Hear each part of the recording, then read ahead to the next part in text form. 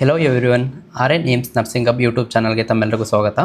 ಇವತ್ತಿನ ವಿಡಿಯೋದಲ್ಲಿ ನಾನು ನಾರ್ಸೆಟ್ ಎಕ್ಸಾಮ್ಗೆ ಏನೆಲ್ಲ ಇಂಪಾರ್ಟೆಂಟ್ ಟಾಪಿಕ್ ಇದೆ ಅನ್ನೋದ್ರ ಬಗ್ಗೆ ತಿಳಿಸ್ಕೊಡ್ತೇನೆ. ವಿಡಿಯೋನ ಸ್ಕಿಪ್ ಮಾಡದೆ ಕೊನೆವರೆಗೂ ನೋಡಿ. ಫಸ್ಟ್ ಬಂದು ವೈಟಲ್ ಸೈನ್ಸ್. ವೈಟಲ್ ಸೈನ್ಸಲ್ಲಿ ನಾವು temperature, pulse, respiration and BP ಬಗ್ಗೆ ನಾರ್ಮಲ್ ಮತ್ತು ಅಬ್ನಾರ್ಮಲ್ ನಮ್ಗೆ ಗೊತ್ತಿರಬೇಕು. ಮತ್ತು sequence of taking vital signs ಗೊತ್ತಿರಬೇಕು. ರುಟೀನಾಗಿ ಏನು ಮಾಡ್ತೇವೆ ಅಂತ ಅಂದರೆ ಮೊದಲು TPR ಆ್ಯಂಡ್ BP ತೊಗೊಳ್ತೇವೆ. ಇನ್ ಪೀಡಿಯಾಟ್ರಿಕಲ್ಲಿ ಫಸ್ಟ್ ರೆಸ್ಪಿರೇಷನು, ಆಮೇಲೆ ಪಲ್ಸು, ಆಮೇಲೆ ಟೆಂಪ್ರೇಚರು, ಆಮೇಲೆ BP ನೋಡ್ತೇವೆ. ಇನ್ ಎಮರ್ಜೆನ್ಸಿ ಕಂಡೀಷನಲ್ಲಿ ಫಸ್ಟ್ ನಾವು ಪಲ್ಸ್ ನೋಡಬೇಕಾಗುತ್ತೆ, ಆಮೇಲೆ ರೆಸ್ಪಿರೇಷನ್ ನೋಡಬೇಕಾಗುತ್ತೆ, ಆಮೇಲೆ BP.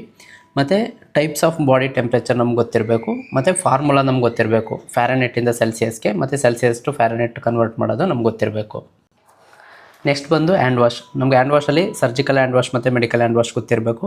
ಸರ್ಜಿಕಲ್ ಹ್ಯಾಂಡ್ ವಾಶ್ ಬಂದು 3 to 5 minutes ಇರುತ್ತೆ ಮತ್ತು ಅದರ ಸ್ಟೆಪ್ ಗೊತ್ತಿರಬೇಕು. ಮೆಡಿಕಲ್ ಹ್ಯಾಂಡ್ ವಾಶ್ ಬಂದು 30 to 60 seconds ಇರುತ್ತೆ, ಇದು ನಮ್ಗೆ ಗೊತ್ತಿರಬೇಕು. ಮತ್ತು ಪರ್ಪಸ್ ಆಫ್ ಹ್ಯಾಂಡ್ ವಾಶ್ ಗೊತ್ತಿರಬೇಕು ನಮಗೆ. ಹಾಗೆ 5 ಮೂಮೆಂಟ್ ಆಫ್ ಹ್ಯಾಂಡ್ ಹೈಜಿನ್ ಗೊತ್ತಿರಬೇಕು. ಬಿಫೋರ್ ಟಚಿಂಗ್ ಪೇಷಂಟು, ಅಥವಾ before clean or aseptic procedure, ಅಥವಾ after body fluid exposure, after touching patient, after touching surroundings ಕೂಡ ನಮ್ಗೆ ಗೊತ್ತಿರಬೇಕು. ಸರ್ಜಿಕಲ್ ಸೇಫ್ಟಿ ಚೆಕ್ ಲಿಸ್ಟ್, ಇದು WHO ಅವ್ರು ಕೊಟ್ಟಿರೋದು. Sign in, time out, sign out ಬಗ್ಗೆ ಗೊತ್ತಿರಬೇಕು. ನೆಕ್ಸ್ಟ್ ಬಂದು ಸರ್ಜಿಕಲ್ ಇನ್ಸ್ಟ್ರೂಮೆಂಟ್ಸು. ಸರ್ಜಿಕಲ್ ಇನ್ಸ್ಟ್ರೂಮೆಂಟ್ಸ್ ಬಂದು ನಮಗೆ ಇಮೇಜ್ ಬೇಸ್ಡ್ ಕ್ವಶನ್ಸ್ ಕೇಳ್ತಾರೆ. ಇದರಲ್ಲಿ ರಿಟ್ರಾಕ್ಟರ್ಸ್ ತುಂಬ ಇಂಪಾರ್ಟೆಂಟ್ಸು. ಅದ್ರ ಜೊತೆಗೆ ಈಗ ಸೀಜರ್ಸು, ಆರ್ಟ್ರಿ ಫೋರ್ಸೆಪ್ಸು, ಬ್ಯಾಕಾಕು, ಆ್ಯಲಿಸು, ಅಥವಾ ಈ ಥರ ಹಲವಾರು ಇನ್ಸ್ಟ್ರೂಮೆಂಟ್ಸ್ಗಳು ಇಂಪಾರ್ಟೆಂಟ್ ಇದೆ. ಇದ್ರ ಬಗ್ಗೆ ನಾನು ಬೇರೆ ಒಂದು ಸರ್ಜಿಕಲ್ ಇನ್ಸ್ಟ್ರೂಮೆಂಟ್ಸ್ ಅಂತ ವಿಡಿಯೋ ಮಾಡಿದ್ದೀನಿ, ಆ ವಿಡಿಯೋದಲ್ಲಿ ನೀವು ನೋಡ್ಬೋದು. ನೆಕ್ಸ್ಟ್ ಬಂದು ಗ್ಲೂಟಲ್ ಡಿಹೈಡ್ ಅಥವಾ ಸೈಡೆಕ್ಸ್ ಅಂತ ಹೇಳ್ತೀವಿ. ಇದ್ರದ್ದು ಯೂಸಸ್ ಏನು, ಅಥವಾ ಇದನ್ನು ನಾವು ಎಷ್ಟು ದಿನಕ್ಕೊಮ್ಮೆ ನಾವು ಅದನ್ನ ಚೇಂಜ್ ಮಾಡಬೇಕು ಅನ್ನೋದ್ರ ಬಗ್ಗೆ ಗೊತ್ತಿರಬೇಕು ನಮಗೆ. ಅದ್ರ ಜೊತೆಗೆ ಯಾವುದೆಲ್ಲ ಇನ್ಸ್ಟ್ರೂಮೆಂಟ್ಸ್ನ ನಾವು ಇದರಲ್ಲಿ ಡಿಪ್ ಮಾಡ್ಬೋದು ಅನ್ನೋದ್ರ ಬಗ್ಗೆ ಗೊತ್ತಿರಬೇಕು. ನೆಕ್ಸ್ಟ್ ಬಂದು ಸರ್ಜಿಕಲ್ ಬ್ಲೇಡು ಮತ್ತು BP ಹ್ಯಾಂಡಲ್ಲು. ನಾವು BP ಹ್ಯಾಂಡಲ್ ನೋಡೋದಾದರೆ ನಂಬರ್ 3, ನಂಬರ್ 4 ಮತ್ತು ನಂಬರ್ 7 ಇದೆ. ಈ BP ಹ್ಯಾಂಡಲ್ಗೆ ಯಾವುದೆಲ್ಲ ಬ್ಲೇಡ್ ಫಿಕ್ಸ್ ಆಗುತ್ತೆ ಅನ್ನೋದ್ರ ಬಗ್ಗೆ ನಮಗೆ ಗೊತ್ತಿರಬೇಕು. ಹಾಗೆ ನಾವು ಯಾವ ಬ್ಲೇಡಿಂದ ಏನು ಮಾಡ್ತಾರೆ ಅನ್ನೋದ್ರ ಬಗ್ಗೆ ಗೊತ್ತಿರಬೇಕು. ಫಾರ್ ಎಕ್ಸಾಂಪಲು 11 ನಂಬರ್ ಬ್ಲೇಡ್ನ ನೋಡೋದಾದರೆ ಏನಾದರೂ ಆ್ಯಪ್ಸಿಸ್ನ ನಾವು ಇನ್ಸಿಷನ್ ಮಾಡಲಿಕ್ಕೆ, ಚೆಸ್ಟ್ ಟ್ಯೂಬ್ ಇನ್ಸರ್ಟ್ ಮಾಡುವಾಗ, ಅಥವಾ ಡೆಂಟಲ್ ಸರ್ಜರಿಯಲ್ಲಿ, ಅಥವಾ CVP ಲೈನ್ ಹಾಕುವಾಗ 11 ನಂಬರ್ನ ನಾವು ಯೂಸ್ ಮಾಡ್ತೇವೆ. ಹಾಗೆ 12 ನಂಬರ್ ಬ್ಲೇಡ್ ನೋಡ್ತು ಅಂದರೆ ಫ್ಯೂಚರ್ ರಿಮೂವಲ್ ಮಾಡಲಿಕ್ಕೆ ಇದನ್ನು ಯೂಸ್ ಮಾಡ್ತೇವೆ. ಹಾಗೆ 15 ನಂಬರ್ ನೋಡ್ತು ಅಂತಂದರೆ ಮೈನರ್ ಸರ್ಜರಿಗೆ ಯೂಸ್ ಮಾಡ್ತೇವೆ. ಈ ಥರ ನಾವು ಯಾವ ಬ್ಲೇಡ್ನ ಯಾವ ಟೈಮಲ್ಲಿ ಯೂಸ್ ಮಾಡ್ತಾರೆ ಅನ್ನೋದ್ರ ಬಗ್ಗೆ ಕೂಡ ಗೊತ್ತಿರಬೇಕು. ನೆಕ್ಸ್ಟ್ ಬಂದು ಬಯೋಮೆಡಿಕಲ್ ವೇಸ್ಟ್ ಮ್ಯಾನೇಜ್ಮೆಂಟು, BMW. ಇದರಲ್ಲಿ ನಾವು ಎಲ್ಲೋಗೆ ಏನೆಲ್ಲ ಅನಾಟಮಿಕಲ್ ವೇಸ್ಟ್ ಆಗ್ತೀವಿ ಅನ್ನೋದ್ರ ಬಗ್ಗೆ ಗೊತ್ತಿರಬೇಕು. ರೆಡ್ಗೆ ಬಂದು ರೀಸೈಕಲ್ದ ಏನೇನು ಐಟಮ್ಸ್ ಆಗ್ತೀವಿ ಅನ್ನೋದ್ರ ಬಗ್ಗೆ ಗೊತ್ತಿರಬೇಕು. ಮತ್ತು ಬ್ಲ್ಯಾಕಿಗೆ ಜನರಲ್ ಐಟಮ್ಸ್ ಏನೇನು ಆಗ್ತೀವಿ ಅನ್ನೋದು ಗೊತ್ತಿರಬೇಕು. ಮತ್ತು ಬ್ಲೂ ಕಲರು ಇದರಲ್ಲಿ ಗ್ಲಾಸ್ ಐಟಮ್ಸ್ ಈ ಥರ ಎಲ್ಲ ಆಗ್ತೀವಿ ಅನ್ನೋದು ಗೊತ್ತಿರಬೇಕು. ನೆಕ್ಸ್ಟ್ ಬಂದು ಪಂಚರ್ ಪ್ರೂಫ್ ಕಂಟೈನರ್ ಬಗ್ಗೆ, ಇದರಲ್ಲಿ ಏನೆಲ್ಲ ಶಾರ್ಪ್ ಇನ್ಸ್ಟ್ರೂಮೆಂಟ್ಸು, ಬ್ಲೇಡ್ ಇದೆಲ್ಲ ಹಾಕ್ತೀವಿ, ಇದ್ರ ಬಗ್ಗೆ ನಮಗೆ ಗೊತ್ತಿರಬೇಕು. ಹಾಗೆ ನಾವು ಎಷ್ಟು ಸರಿ ನಾವು ಆ ಕವರ್ನ ಚೇಂಜ್ ಮಾಡಬೇಕು, ಟ್ರಾನ್ಸ್ಪೋರ್ಟ್ ಮಾಡಬೇಕು ಅನ್ನೋದ್ರ ಬಗ್ಗೆ ಕೂಡ ಗೊತ್ತಿರಬೇಕು. ನೆಕ್ಸ್ಟ್ ಬಂದು PPE, ಪರ್ಸನಲ್ ಪ್ರೊಟೆಕ್ಟಿವ್ ಎಕ್ವಿಪ್ಮೆಂಟ್ಸ್ನ ನಾವು ಹೇಗೆ ಡೋನಿಂಗ್ ಮತ್ತು ಡೋಫಿಂಗ್ ಮಾಡ್ತೀವಿ ಅನ್ನೋದ್ರ ಬಗ್ಗೆ ಗೊತ್ತಿರಬೇಕು. ನೆಕ್ಸ್ಟ್ ಬಂದು ಆಕ್ಸಿಜನ್ ಡೆಲಿವರಿ ಸಿಸ್ಟಮ್. ಇದು ಬಂದು ನಮಗೆ ಇಮೇಜ್ ಬೇಸ್ಡ್ ಕ್ವಶನ್ಸ್ ಕೇಳೋ ಚಾನ್ಸಸ್ ಇರುತ್ತೆ.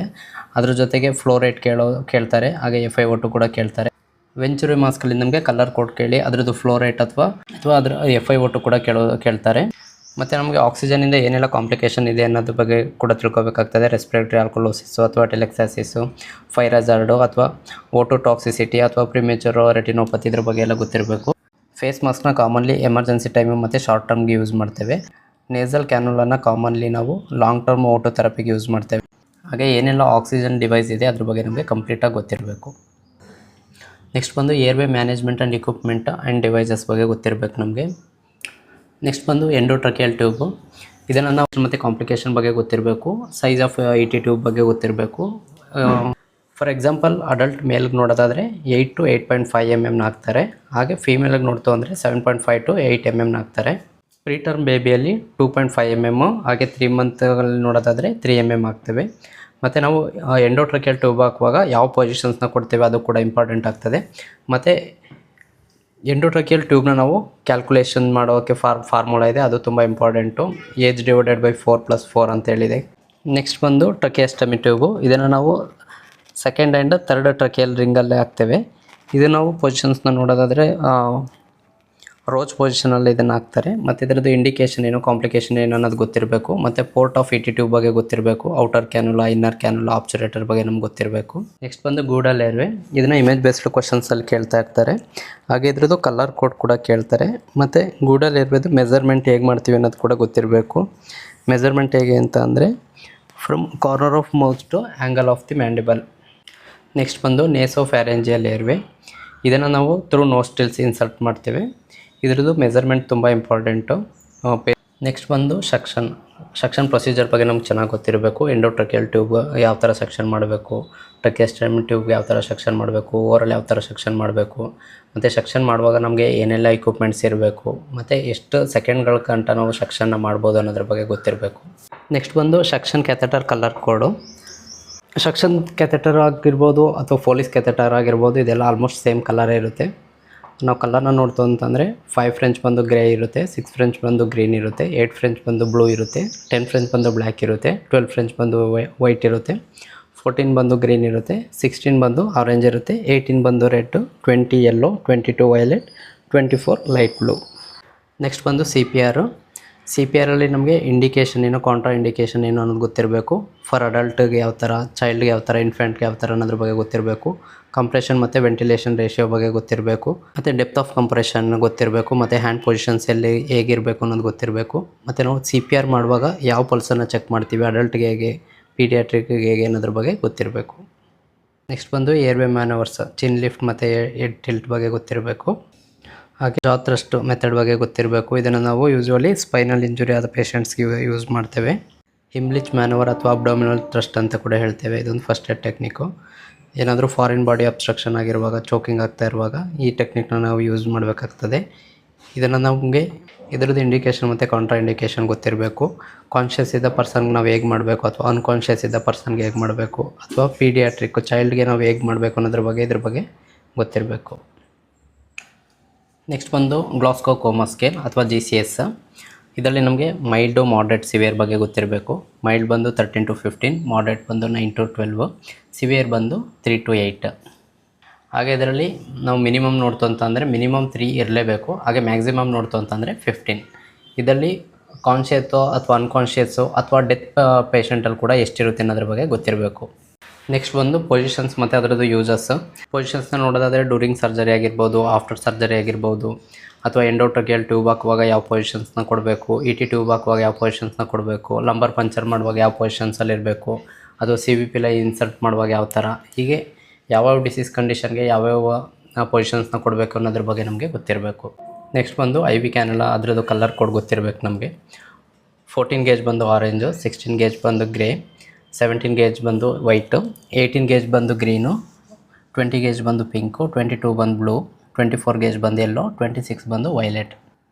ಹಾಗೆ IV ಕ್ಯಾನುಲದ ನಮಗೆ ಕಾಂಪ್ಲಿಕೇಶನ್ ಬಗ್ಗೆ ಗೊತ್ತಿರಬೇಕಾಗುತ್ತೆ. ಇನ್ಫಿಲ್ಟ್ರೇಷನು, ಫ್ಲಬೈಟಿಸು, ಹೆಮಟೋಮಾ, ಇನ್ಫೆಕ್ಷನ್ ಬಗ್ಗೆ ನಮಗೆ ಅದರದ್ದು ಸೈನ್ಸ್ ಆ್ಯಂಡ್ ಸಿಮ್ಟಮ್ಸು ಗೊತ್ತಿರಬೇಕು. ನೆಕ್ಸ್ಟ್ ಬಂದು ಸೆಂಟ್ರಲ್ ಲೈನಲ್ಲಿ ನಮಗೆ ಇಂಡಿಕೇಷನು, ಕಾಂಟ್ರಾ ಇಂಡಿಕೇಷನು, ಮತ್ತು ಏನು ಕಾಂಪ್ಲಿಕೇಶನ್ ಇದೆ ಅನ್ನೋದ್ರ ಬಗ್ಗೆ ಗೊತ್ತಿರಬೇಕು. ಮತ್ತು ಸೆಂಟ್ರಲ್ ಲೈನಲ್ಲಿ ಏನೇನು ಟೈಪ್ಸ್ ಇದೆ, ಮತ್ತು ಯಾವ್ಯಾವ ಸೈಟಲ್ಲಿ ನಾವು ಸೆಂಟ್ರಲ್ ಲೈನ್ ಹಾಕ್ಬೋದು, ಸೆಂಟ್ರಲ್ ಲೈನ್ ಆದಮೇಲೆ ನಾವು ಕನ್ಫರ್ಮೇಷನ್ಗೆ ಏನೆಲ್ಲ ಮಾಡಬೇಕಾಗುತ್ತೆ, ಮತ್ತು ಅದರಲ್ಲಿ 3 ಲೂಮೆನ್ ಇರುತ್ತೆ, ಯಾವ್ಯಾವ ಲೂಮೆನಲ್ಲಿ ನಾವು ಏನೇನು ಕೊಡಬೇಕು, ಮತ್ತು ಮಿನಿಮಮ್ ನಾವು ಯಾವ ಸಿರಿಂಜ್ನ ಯೂಸ್ ಮಾಡಬೇಕು ಅನ್ನೋದ್ರ ಬಗ್ಗೆ ಗೊತ್ತಿರಬೇಕು.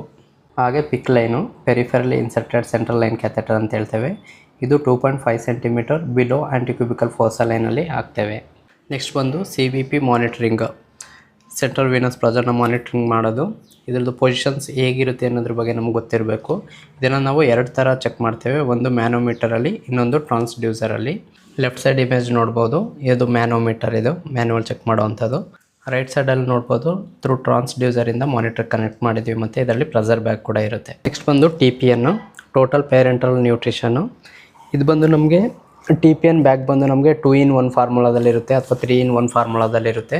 ಮತ್ತು ಇದರಲ್ಲಿ ನಮಗೆ 3 ಪೋರ್ಟ್ ಇರುತ್ತೆ ಒಂದು ಬ್ಯಾಗಲ್ಲಿ. ಒಂದು ಬ್ಲೂ ಕಲರ್ ಬಂದು ಇನ್ಫ್ಯೂಷನ್ ಮಾಡಲಿಕ್ಕೆ, ವೈಟ್ ಬಂದು ಏನಾದರೂ ಆ್ಯಡ್ ಮಾಡಲಿಕ್ಕೆ, ಮತ್ತು ಇನ್ನೊಂದು ಬಂದು ಬ್ಲೈಂಡ್ ಪೋರ್ಟ್ ಇರುತ್ತೆ. ಬಟ್ ಇದರಲ್ಲಿ ನಾವು ಯಾವುದೇ ಮೆಡಿಸಿನ್ ಆಗಿರ್ಬೋದು ಅಥವಾ ಏನೇ ಆಗಿರ್ಬೋದು ನಾವೇನೇ ಆ್ಯಡ್ ಮಾಡೋಂಗಿಲ್ಲ. ಫಾರ್ಮುಲಾದಲ್ಲಿದೆ, ಅದನ್ನು ಜಸ್ಟ್ ಮಿಕ್ಸ್ ಮಾಡಿ ನಾವು 24 ಅವರಲ್ಲಿ ಟ್ರಾನ್ಸ್ಫ್ಯೂಸ್ ಮಾಡಬೇಕು. ವಿತಿನ್ 24 ಅವರಲ್ಲಿ ಟ್ರಾನ್ಸ್ಫ್ಯೂಸ್ ಮಾಡಬೇಕು. ಆಫ್ಟರ್ 24 ಏನಾದರೂ ಉಳಿದಿತ್ತು ಅಂದರೂ ಕೂಡ ಅದನ್ನು ಡಿಸ್ಕಾರ್ಡ್ ಮಾಡಬೇಕು, ಟ್ರಾನ್ಸ್ಫ್ಯೂಸ್ ಮಾಡಬಾರ್ದು. ನಮಗೆ TPN ಬಗ್ಗೆ ಇಂಡಿಕೇಷನ್ ಮತ್ತು ಕಾಂಪ್ಲಿಕೇಶನ್ಸ್ ಬಗ್ಗೆ ಗೊತ್ತಿರಬೇಕು. ನಾವು ಕಾಂಪ್ಲಿಕೇಶನ್ಸ್ ನೋಡೋದಾಯಿತು ಅಂತಂದರೆ TPN ಟ್ರಾನ್ಸ್ಫ್ಯೂಷನ್ ಮಾಡುವಾಗ ಏನಾಗುತ್ತೆ ಅಂತಂದರೆ ನಮಗೆ ಹೈಪರ್ಗ್ಲೈಸಿಮಿಯಾ ಆಗೋ ಚಾನ್ಸಸ್ ಇರುತ್ತೆ, ಅಥವಾ ನಾವು ಸಡನ್ ಏನಾದರೂ ಸ್ಟಾಪ್ ಮಾಡ್ತು ಅಂತಂದರೆ ಹೈಪೋಗ್ಲೈಸಿಮಿಯಾ ಆಗೋ ಚಾನ್ಸಸ್ ಇರುತ್ತೆ. ಹಾಗೆ ಎಲೆಕ್ಟ್ರೋಲೈಟ್ ಕೂಡ ಇಂಬ್ಯಾಲೆನ್ಸ್ ಆಗುತ್ತೆ. ನೆಕ್ಸ್ಟ್ ಬಂದು ICD ಟ್ಯೂಬು. ಇಂಡಿಕೇಷನ್ ನೋಡೋದಾದರೆ ನಿಮೋಥೆರಾಕ್ಸಲ್ಲಿ ನಾವು ಸೆಕೆಂಡ್ ಇಂಟರ್ಕಾಸ್ಟಲ್ ಸ್ಪೇಸಲ್ಲಿ ನಾವು ICD ಟ್ಯೂಬ್ ಹಾಕಬೇಕು. ಹಾಗೆ ಪ್ಲೂರಲ್ ಎಫ್ಯೂಷನ್ ಆಯಿತು ಅಂದರೆ 6th ಇಂಟರ್ಕಾಸ್ಟಲ್ ಸ್ಪೇಸಲ್ಲಿ, ನಾವು ಟ್ಯೂಬ ಇನ್ಸರ್ಟ್ ಮಾಡಬೇಕಾಗುತ್ತೆ. ಹಾಗೆ ಹಿಮೋಥೊರಾಕ್ಸು ಹೈಡ್ರೋಥೊರಾಕ್ಸ್ಗೆ ಯಾವ ಪ್ಲೇಸಲ್ಲಿ ಹಾಕಬೇಕು ಅನ್ನೋದ್ರ ಬಗ್ಗೆ ಗೊತ್ತಿರಬೇಕು. ಮತ್ತು ನಾವು ಇನ್ಸಿಷನ್ ಕೊಡುವಾಗ ಯಾವ ಬ್ಲೇಡಲ್ಲಿ ಇನ್ಸಿಷನ್ ಮಾಡ್ತಾರೆ ಅನ್ನೋದು ಕೂಡ ಗೊತ್ತಿರಬೇಕು, ಅದು 11 ನಂಬರ್ ಬ್ಲೇಡಲ್ಲಿ. ಹಾಗೆ ಡ್ರೈನೇಜ್ ಚೇಂಬರ್ ಬಂದು ಸಿಂಗಲ್ ಡ್ರೈನೇಜ್ ಚೇಂಬರ್ ಇರುತ್ತೆ, ಹಾಗೆ ಟ್ರಿಪಲ್ ಡ್ರೈನೇಜ್ ಸಿಸ್ಟಮ್ ಕೂಡ ಇರುತ್ತೆ, ಅದ್ರ ಬಗ್ಗೆ ಕೂಡ ನಮ್ಗೆ ಗೊತ್ತಿರಬೇಕು. ಮತ್ತು ಹಾಗೆ ಬಬ್ಲಿಂಗು, ಇಂಟರ್ಮಿಟೆಂಟ್ ಬಬ್ಲಿಂಗು, ಜೆಂಟಲ್ ಬಬ್ಲಿಂಗು, ಟ್ಯೂಬ್ ಏನಾದರೂ ಆಕ್ಸಿಡೆಂಟ್ಲಿ ರಿಮೂವ್ ಆಯಿತು ಅಂತಂದರೆ ಅಥವಾ ಏನಾದರೂ ಡಿಸ್ಕನೆಕ್ಟ್ ಆಯಿತು ಅಂತಂದರೆ ನಾವೇನು ಮಾಡಬೇಕು. ಹಾಗೆ ICD ಟ್ಯೂಬ್ ಪೇಷಂಟ್ಗಿದೆ ಅಂತಂದರೆ ಬೆಡ್ ಸೈಡಲ್ಲಿ ನಾವು ಏನೆಲ್ಲ ಇಕ್ವಿಪ್ಮೆಂಟ್ ಇಟ್ಟಿರಬೇಕು ಅನ್ನೋದ್ರ ಬಗ್ಗೆ ನಮಗೆ ಗೊತ್ತಿರಬೇಕು. ನೆಕ್ಸ್ಟ್ ಬಂದು ವಾಲ್ಸಲ್ವಾ ಮ್ಯಾನವರ್. ಇದ್ರಲ್ಲಿ ನಾವು ನೋಡ್ಬೋದು ಏನಂತಂದರೆ, ನಾವು ಡೀಪ್ ಬ್ರೀತ್ನ ತಗೊಂಡು ಮೂಗು ಮತ್ತು ಬಾಯಿನ ಕ್ಲೋಸ್ ಮಾಡಿಕೊಂಡು ಚೆಸ್ಟು ಮತ್ತು ಅಬ್ಡೋಮನ್ಗೆ ಪ್ರೆಸರ್ ಹಾಕೋದನ್ನ ನಾವು ವಾಲ್ಸಲ್ವಾ ಮ್ಯಾನವರ್ ಅಂತ ಹೇಳ್ತೇವೆ. ನೆಕ್ಸ್ಟ್ ಬಂದು ಬನ್ಸ್. ಅಡಲ್ಟಲ್ಲಿ ಹೇಗಿರುತ್ತೆ ಮತ್ತು ಪೀಡಿಯಾಟ್ರಿಕಲ್ಲಿ ಎಷ್ಟು % ಆಗುತ್ತೆ ಅನ್ನೋದ್ರ ಬಗ್ಗೆ ಗೊತ್ತಿರಬೇಕು. ರೂಲ್ ಆಫ್ 9 ಬಗ್ಗೆ ಗೊತ್ತಿರಬೇಕು. ಹಾಗೆ ಫ್ಲೂಯಿಡ್ ಕ್ಯಾಲ್ಕುಲೇಷನ್ ಬಗ್ಗೆ ನಮ್ಗೆ ಗೊತ್ತಿರಬೇಕು. ಇದು ಕೂಡ ಸಮ್ಟೈಮ್ ಫ್ಲೂಯಿಡ್ ಕ್ಯಾಲ್ಕುಲೇಷನ್ ಕೇಳೋ ಚಾನ್ಸಸ್ ಇರುತ್ತೆ. ಸಮ್ಟೈಮ್ ಇಮೇಜ್ ಬೇಸ್ಡ್ ಕ್ವಶನ್ಸ್ ಕೂಡ ಕೇಳಿ ಇದರಲ್ಲಿ ಎಷ್ಟು % ಬರ್ನ್ ಆಗಿದೆ ಅಂತ ಕೂಡ ಕೇಳೋ ಚಾನ್ಸಸ್ ಇರುತ್ತೆ. ನೆಕ್ಸ್ಟ್ ಬಂದು ಪ್ರೆಸರ್ ಅಲ್ಸರು. ಇದರಲ್ಲಿ ಸ್ಟೇಜ್ 1, ಸ್ಟೇಜ್ 2, ಸ್ಟೇಜ್ 3, ಸ್ಟೇಜ್ 4 ನಮಗೆ ಇಮೇಜ್ ಬೇಸ್ಡ್ ಕ್ವಶನ್ಸ್ ಕೂಡ ಬರ್ಬೋದು. ನಾವು ಇದರಲ್ಲಿ ಸ್ಟೇಜ್ 1ಅಲ್ಲಿ ಹೇಗಿರುತ್ತೆ, ಸ್ಟೇಜ್ 2 ಇಮೇಜಸ್ ಹೇಗಿರುತ್ತೆ ಅಂತೇಳಿ ಸ್ವಲ್ಪ ಇಮೇಜಸ್ ಸ್ಯಾಂಪಲ್ಸ್ನ ನಾವು ನೋಡಿ ತಿಳ್ಕೊಂಡಿರಬೇಕಾಗುತ್ತೆ. ನೆಕ್ಸ್ಟ್ ಬಂದು ಕ್ಯಾಥೆಟರು. ಫೋಲಿಸ್ ಕ್ಯಾಥೆಟರ್ ಆಗಿರ್ಬೋದು ಅಥವಾ single lumen catheter, K19 catheter, indwelling catheter, triple lumen catheter, condom catheter, silicone catheter, suprapubic catheter, ಹೀಗೆ ಏನೆಲ್ಲ ಕ್ಯಾಥೆಟರ್ಸ್ ಇದೆ ಅದ್ರ ಸೈಜು ಮತ್ತು ಕಲರ್ ಕೂಡ ಎಲ್ಲ ಗೊತ್ತಿರಬೇಕು ನಮಗೆ. ಮತ್ತು ಎಷ್ಟು ದಿನಕ್ಕೆ ನಾವು ಅದನ್ನು ಚೇಂಜ್ ಮಾಡಬೇಕು ಅಂತ ಕೂಡ ಗೊತ್ತಿರಬೇಕು. ಇಲ್ಲಿ ಅಬ್ಸರ್ವ್ ಮಾಡ್ಬೋದು ಕ್ಯಾಥೆಟರ್ನ ಎಲ್ಲಿ ಸೆಕ್ಯೂರ್ ಮಾಡಿದ್ದಾರೆ ಅನ್ನೋದ್ರ ಬಗ್ಗೆ ಕೂಡ ನಮ್ಗೆ ಗೊತ್ತಿರಬೇಕು. NG ಟ್ಯೂಬ್ ಅಥವಾ ನೇಸೋ ಗ್ಯಾಸ್ಟ್ರಿಕ್ ಟ್ಯೂಬು, ಇದನ್ನು ನಾವು ಹೇಗೆ ಮೆಜರ್ ಮಾಡ್ತೀವಿ ಅನ್ನೋದ್ರ ಬಗ್ಗೆ ಗೊತ್ತಿರಬೇಕು. ಡ್ಯೂರಿಂಗ್ ಪ್ಲೇಸ್ಮೆಂಟಲ್ಲಿ ಐ ಫಾಲೋವರ್ ಪೊಸಿಷನ್ಸಲ್ಲಿ ನಾವು ಇನ್ಸರ್ಟ್ ಮಾಡಬೇಕು. ಹಾಗೆ ಡ್ಯೂರಿಂಗ್ ಫೀಡಲ್ಲಿ ಫಾಲೋವರ್ ಪೊಸಿಷನ್ 45 ಡಿಗ್ರಿಯಲ್ಲಿ ನಾವು ಫೀಡ್ ಮಾಡಬೇಕು. After feeding right side semi follower positions ಕೊಡಬೇಕು. ಹಾಗೆ NG ಟ್ಯೂಬ್ ಪ್ಲೇಸ್ಮೆಂಟ್ ಕರೆಕ್ಟ್ ಇದೆಯಾ ಅಂತ ನಾವು ಚೆಕ್ ಮಾಡಲಿಕ್ಕೆ ಚೆಸ್ಟ್ ಎಕ್ಸ್ರೇ ಆಗಿರ್ಬೋದು, ಗ್ಯಾಸ್ಟ್ರಿಕ್ pH ಮೆಜರ್ ಮಾಡೋದಾಗಿರ್ಬೋದು, ಆಸ್ಕಲ್ಟೇಷನ್ ಮಾಡೋದಾಗಿರ್ಬೋದು, ಏರ್ ಬಬಲ್ ಚೆಕ್ ಮಾಡೋದಾಗಿರ್ಬೋದು, ಈಗ ಅದು ಕೂಡ ನಮ್ಗೆ ಗೊತ್ತಿರಬೇಕು. ನೆಕ್ಸ್ಟ್ ಬಂದು SBT, ಸಂಗ್ಸ್ ಟೇಕನ್ ಬ್ಲ್ಯಾಕಮೋರ್ ಟ್ಯೂಬ್ ಅಂತ ಹೇಳ್ತೇವೆ. ಇದು ಬಂದು ನಮ್ಗೆ ಏನಾದರೂ GA ಬ್ಲೀಡಿಂಗ್ ಇತ್ತು ಅನ್ನುವಾಗ ಈ ಟ್ಯೂಬ್ ಹಾಕ್ತೇವೆ. ಇದರಲ್ಲಿ 3 ಲೂಮೆನ್ಸ್ ಇರ್ತದೆ. ಒಂದು ಬಂದು ಗ್ಯಾಸ್ಟ್ರಿಕ್ ಗ್ಯಾವೇಜ್ ಅಥವಾ ಸಕ್ಷನ್ ಮಾಡಲಿಕ್ಕೆ, ಇನ್ನೊಂದು ಬಂದು ಕಾರ್ಡಿಯಕ್ ಬಲೂನ್ ಇರುತ್ತೆ, ಇನ್ನೊಂದು ಬಂದು ಈಸೋಫೇಜಿಯಲ್ ಬಲೂನ್ ಇರುತ್ತೆ. ಈ ಟ್ಯೂಬ್ ಇದ್ದ ಪೇಷಂಟ್ ಬೆಡ್ ಸೈಡಲ್ಲಿ ನಾವು ಏನೆಲ್ಲ ಇಕ್ವಿಪ್ಮೆಂಟ್ಸ್ ಇಟ್ಟಿರಬೇಕು ಎಮರ್ಜೆನ್ಸಿಗೆ ಅನ್ನೋದ್ರ ಬಗ್ಗೆ ಕೂಡ ಗೊತ್ತಿರಬೇಕು ನಮಗೆ. ನೆಕ್ಸ್ಟ್ ಬಂದು ಸ್ಟೋಮಾ ಕೇರ್ ಬಗ್ಗೆ ನಮ್ಗೆ ಗೊತ್ತಿರಬೇಕು. ಮತ್ತು ಯಾವ್ಯಾವ ಥರ ಸ್ಟೋಮಾ ಇದೆ, end stoma, double barrel stoma, loop stoma, ಇದ್ರ ಬಗ್ಗೆ ನಮ್ಗೆ ಗೊತ್ತಿರಬೇಕು. ನೆಕ್ಸ್ಟ್ ಬಂದು ಚೆಸ್ಟ್ ಎಕ್ಸ್ರೇ ನಮಗೆ ಇಮೇಜ್ ಬೇಸ್ಡ್ ಕ್ವಶನ್ಸ್ ಬರುತ್ತೆ. ಯಾವ್ಯಾವ ಕಂಡೀಷನಲ್ಲಿ ಯಾವ್ಯಾವ ಥರ ಎಕ್ಸ್ರೇ ಇದೆ ಅನ್ನೋದ್ರ ಬಗ್ಗೆ ನಾವು ಕಂಪ್ಲೀಟಾಗಿ ಇಮೇಜ್ನ ನೋಡಿ ನಾವು ಸ್ಟಡಿ ಮಾಡ್ಕೋಬೇಕಾಗುತ್ತೆ. ಇದ್ರ ಬಗ್ಗೆ ಬೇರೆ ವಿಡಿಯೋ ಮಾಡ್ತೇನೆ, ಇದು ನೀವು ಚೆಸ್ಟ್ ಎಕ್ಸ್ರೇನ ಆ ವಿಡಿಯೋದಲ್ಲಿ ನೋಡ್ಬೋದು. ನೆಕ್ಸ್ಟ್ ಬಂದು ECG, ಎಲೆಕ್ಟ್ರೋಕಾರ್ಡಿಯೋಗ್ರಾಮ್. ಇದು ಅಷ್ಟೇ ಇಮೇಜ್ ಬೇಸ್ಡ್ ಕ್ವಶನ್ಸ್ ಬರುತ್ತೆ. ಇಮೇಜ್ ಬೇಸಲ್ಲೇ ಅವರು ಥಿಯರಿ ಕ್ವಶನ್ಸ್ ಥರ ಕೂಡ ಕೇಳಿರ್ತಾರೆ. ನಮಗೆ PQRS ಡ್ಯೂರೇಷನ್ಸ್ ಗೊತ್ತಿರಬೇಕು. ಮತ್ತು ECG ಚೇಂಜಸ್ ಇನ್ ಎಲೆಕ್ಟ್ರೋಲೈಟ್ ಇಂಬ್ಯಾಲೆನ್ಸಲ್ಲಿ ಹೇಗೆಲ್ಲ ಆಗುತ್ತೆ, ಹೈಪರ್ ಕೆಲೆಮಿಯಾ ಆದರೆ ಯಾವ ಥರ ECG ಇರುತ್ತೆ, ಹೈಪೋಕೆಲೆಮಿಯಾ ಆದರೆ ಹೇಗೆ, ಹೈಪರ್ ಕ್ಯಾಲ್ಸಿಯಮಿ ಆದರೆ ಹೇಗೆ ಅಥವಾ ಹೈಪೋಕ್ಯಾಲ್ಸಿಯಮ್ ಆದರೆ ಹಾಗೆ ECG ಲೀಡ್ನ ನಾವು ಹೇಗೆಲ್ಲ ಪ್ಲೇಸ್ಮೆಂಟ್ ಮಾಡ್ತೀವಿ ಅನ್ನೋದ್ರ ಬಗ್ಗೆ ಗೊತ್ತಿರಬೇಕು. ECG ಬಗ್ಗೆ ನಾನು ಕಂಪ್ಲೀಟಾಗಿ ಬೇರೆ ಇನ್ನೊಂದು ವೀಡಿಯೋದಲ್ಲಿ ತಿಳಿಸ್ಕೊಡ್ತೇನೆ. ನೆಕ್ಸ್ಟ್ ಬಂದು ಬ್ಲಡ್ ಟ್ರಾನ್ಸ್ಫ್ಯೂಷನ್ ನಮಗೆ ಕಾಂಪೊನೆಂಟ್ಸ್ ಆಫ್ ಬ್ಲಡ್ ಬಗ್ಗೆ ಗೊತ್ತಿರಬೇಕು. ಹೋಲ್ ಬ್ಲಡ್ ಆಗಿರ್ಬೋದು, WBC ಆಗಿರ್ಬೋದು, ಪ್ಲೇಟ್ಲೆಟ್ ಆಗಿರ್ಬೋದು ಅಥವಾ FFP ಆಗಿರ್ಬೋದು.